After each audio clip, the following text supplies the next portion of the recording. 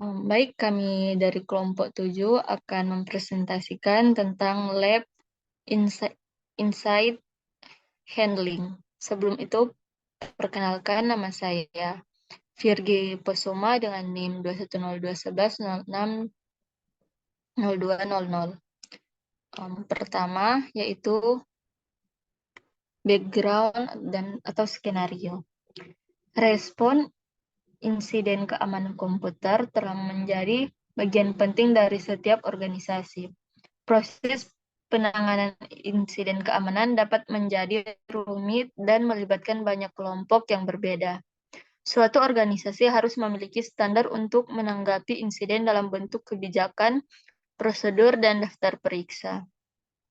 Untuk menanggapi insiden keamanan dengan tepat, analisis keamanan harus dilatih untuk memahami apa yang harus dilakukan, dan juga harus mengikuti semua pedoman yang ditetapkan oleh organisasi.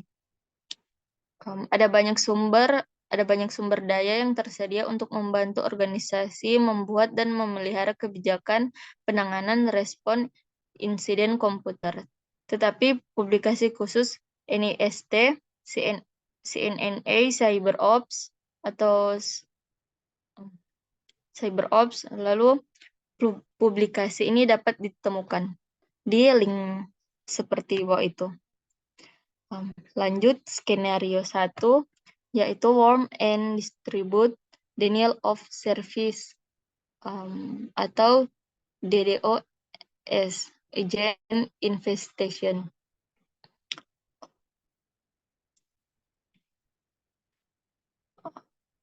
Di situ kita diskusikan dan tentukan pertanyaan penanganan respon insiden yang harus diajukan pada setiap tahap proses respon insiden. Pertimbangkan detail organisasi dan CSIRC saat merumuskan pertanyaan. Skenario ini tentang perusahaan investasi kecil milik keluarga. Organisasi tersebut hanya memiliki satu lokasi dan kurang dari 100 karyawan. Pada Selasa pagi, worm baru dirilis. Worm tersebut menyebar melalui media yang dapat dilepas dan dapat menyalin dirinya sendiri untuk membuka share Windows. Saat worm tersebut menginfeksi host, worm tersebut menginstal agent. Beberapa jam setelah worm mulai menyebar, tanda antivirus tersedia. Organisasi tersebut mengalami infeksi yang meluas. Lanjut, apakah organisasi mengklasifikasi kejadian ini sebagai insiden keamanan yang perlu ditindaklanjuti? 2, apakah organisasi memiliki kebijakan yang secara jelas mengatur penggunaan perangkat dan akses jaringan yang aman? 3, apa yang dilakukan pelatihan keamanan cyber secara rutin untuk karyawan? 4, apa langkah-langkah yang diambil untuk mencegah terulangnya insiden serupa di masa depan atau meminimalkan dampaknya?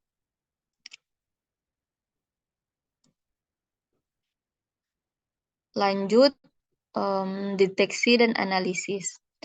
Apakah indikator insiden yang dapat diawasi dan dideteksi oleh organisasi?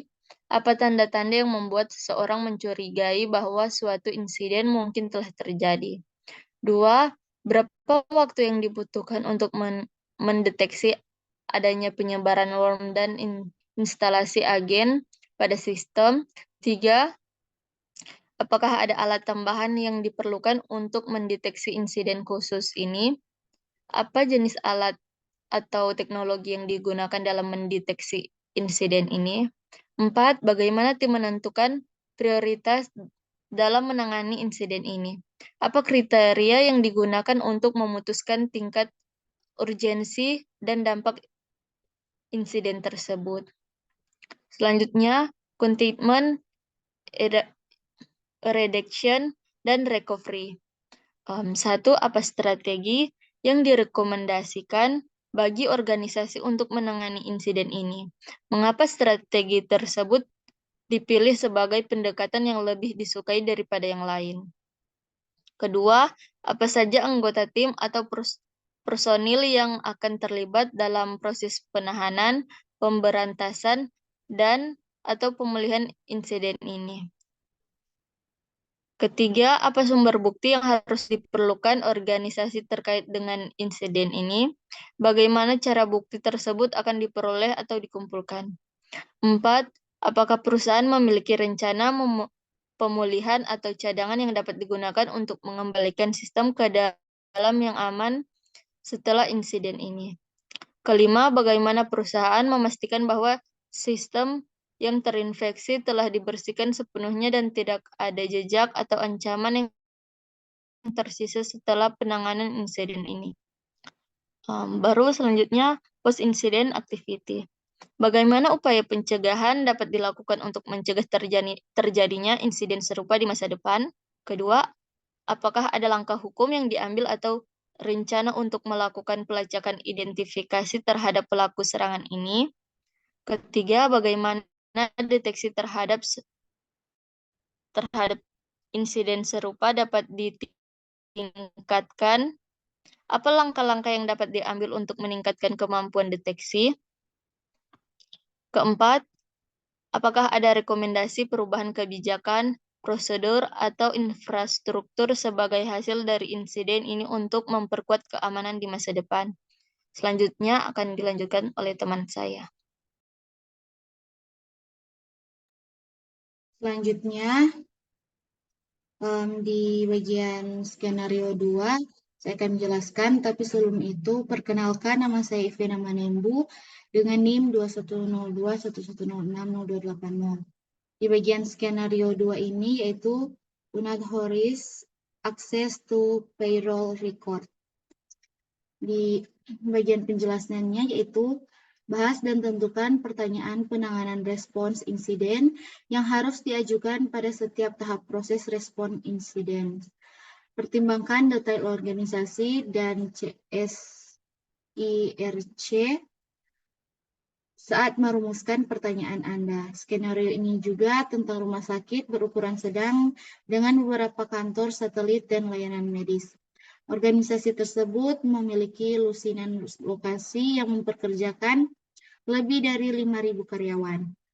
Karena ukuran organisasi, mereka telah mengadopsi model CSIRC dengan tim respons insiden yang terdistribusi. Mereka juga memiliki tim koordinasi yang mengawasi CSIRT dan membantu mereka berkomunikasi satu sama lain. Pada suatu Rabu malam, tim keamanan fisik organisasi menerima panggilan dari administrator pengajian yang melihat orang tak dikenal meninggalkannya kantornya. Berlari menyusuri lorong dan keluar dari gedung. Administrator tersebut meninggalkan tempat kerjanya, tidak terkunci dan tanpa pengawasan hanya selama beberapa menit. Program penggajian masih masuk dan berada di menu utama seperti saat dia meninggalkannya. Tetapi administrator memperhatikan bahwa Tetikus tampaknya telah dipindahkan. Tim respons insiden diminta untuk memperoleh bukti yang terkait dengan insiden tersebut dan menentukan tindakan apa yang dilakukan. Tim keamanan memperhatikan model rantai pemutusan dan memahami cara menggunakan basis data Veris. Untuk lapisan perlindungan tambahan, mereka telah melakukan outsourcing sebagai staf ke MSSP untuk pemantauan 24/7. Nah, kita masuk di pertanyaannya, yaitu preparation. Yang pertama, apakah aktivitas ini akan dianggap sebagai insiden oleh organisasi? Jika ya, kebijakan organisasi mana yang dilanggar oleh aktivitas ini? Yang kedua, apa langkah-langkah yang diambil untuk mencegah terjadinya jenis insiden ini atau untuk membatasi dampaknya? Yang ketiga yaitu apakah Tim respons insiden telah menerima pelatihan yang relevan dengan peran dan tanggung jawab mereka dalam menangani insiden keamanan. Dan yang selanjutnya, detection and analysis. Yang pertama, apa indikator insiden yang dapat dideteksi oleh organisasi? Apa tanda-tanda yang mungkin membuat seseorang berpikir bahwa suatu insiden telah terjadi? Yang kedua, bagaimana tim respons insiden menganalisis bukti yang ada untuk memahami karakteristik insiden dan mengidentifikasi ancaman yang terlibat. Yang ketiga yaitu apa jenis alat tambahan yang mungkin diperlukan untuk mendeteksi insiden khusus ini.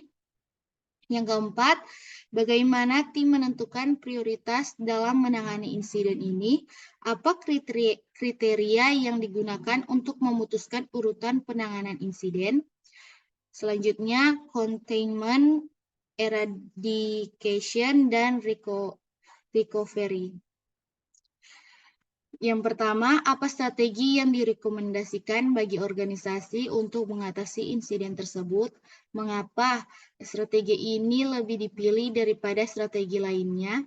Yang kedua, apakah ada langkah yang diambil untuk membatasi akses ke informasi sensitif atau sistem yang terpengaruh guna mencegah penyebaran lebih lanjut atau penyalahgunaan data? Yang ketiga yaitu apakah ada kebijakan atau prosedur darurat yang telah ditetapkan untuk menangani insiden keamanan seperti ini? Yang keempat, siapa saja personel yang akan terlibat dalam proses penanganan, pemberantasan, dan atau pemulihan insiden ini? Yang kelima yaitu bagaimana metode yang digunakan untuk memperoleh bukti terkait insiden ini. Yang selanjutnya post-incident activity. Yang pertama, apakah dilakukan analisis akar penyebab untuk memahami bagaimana insiden ini dapat terjadi dan mencegah terulangnya di masa depan.